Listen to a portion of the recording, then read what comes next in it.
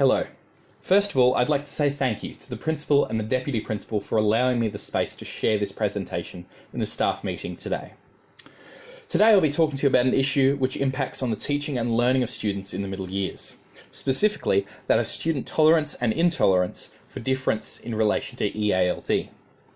I'll use the methodologies of 3 schools for examples, one in a town, one in a city, and one in a rural setting. These 3 examples will illustrate what current challenges face EALD students in middle years and how different schools have overcome this. I'll examine the responses by these different institutions and draw some conclusions and recommendations that I hope will be the genesis of further constructive discussion on the topic.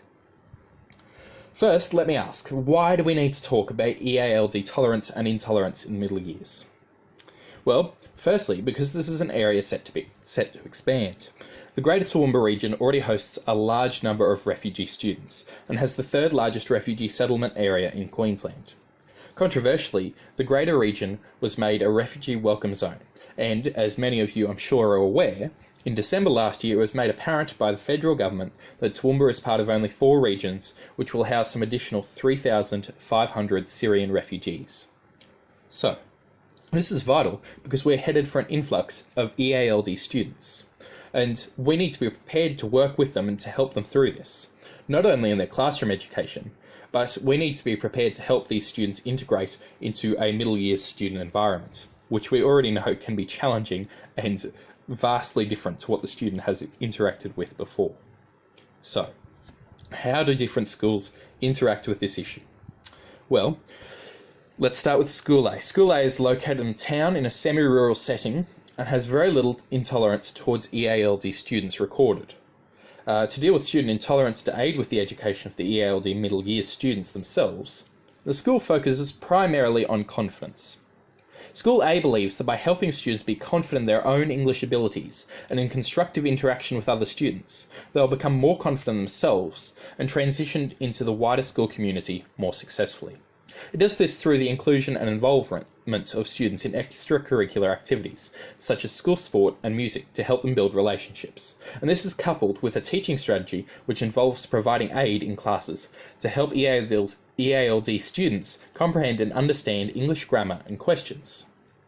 Now, this project is done to involve and raise the confidence of the student with English itself, and to get them to the point where they feel confident operating with the English coursework and interpersonal interactions themselves.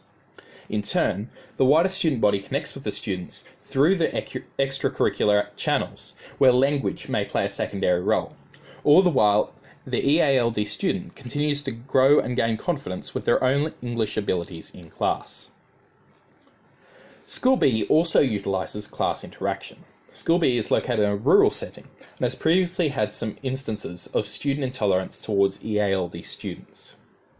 For School B, the primary focus for prevention of student intolerance and aid in the education of EALD middle year students is building upon pre-existing knowledge and involving the wider student body in the teaching and discussion. At School B, they address linguistic acceptance by helping to get the EALD students to teach the English-speaking students some of their vocabulary from their home languages. This classroom-based strategy has the educators work with the students of both EALD and English-speaking backgrounds to work together to teach each other parts of the language that the other students were born with. This interaction helps to build dialogue and rapport between students and aids in greater understanding of viewpoint. The educators have words on display from each of these languages in the classroom, and in the lessons the teacher will often ask, what's the word for that in your language, how would you say that in your language, to make the language differences a wider learning experience and a communicative approach to the differences. School C also works with students to create an environment which is accepting of diversity and difference. School C is a larger city-based institution and does have some recorded issues with student intolerance towards middle years EALD students. Usually the biggest issues come from the home of the EALD students. Because middle years EALD students are in some cases strongly enforced from home to learn English quickly and well, this pressure at times creates friction. If the student cannot learn English fast enough, it can reflect on the student having a negative attitude towards learning and towards other EALD pupils. This is often tackled through conversation with the students and with the parents about attitudes, expectations, and the challenges of middle years.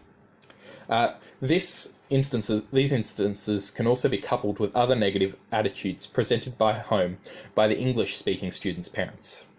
In this case, when there are problems at school, it's often coupled with religious or clothing issues, to which staff would encourage English-speaking students to accept the differences that other students have with their English ability, and as they would any cultural differences, making a conversation about diversity and acceptance. What conclusions and comparisons then can we make about the EALD tolerance and intolerance in middle years? Certainly, intolerance towards middle years EALD students is present, and evidence would suggest that it's driven by external forces as well as by internal forces. And this largely is an important aspect of many middle years students, as they adapt to life as an adult individual, transitioning through different experiences and life stages. School A's address of this through its focus on confidence of students is something which is vital to supporting students in the middle years as they tackle these various changes and changes in themselves as well. By working to provide confidence with these students, particularly using initial methods which do not involve heavy use of English, the school works on creating good inter-student relationships. This is echoed in the second skills technique, in the sharing of different languages and the cooperation of learning between individuals. Once more, by fostering productive relationships between the students, the intolerance towards EALD students is being directly addressed. In the third skill, Skill C, it is apparent, however, that there exists a framework which, while it centres around diversity and acceptance of key values, the framework which exists of conversations and parents doesn't go far enough.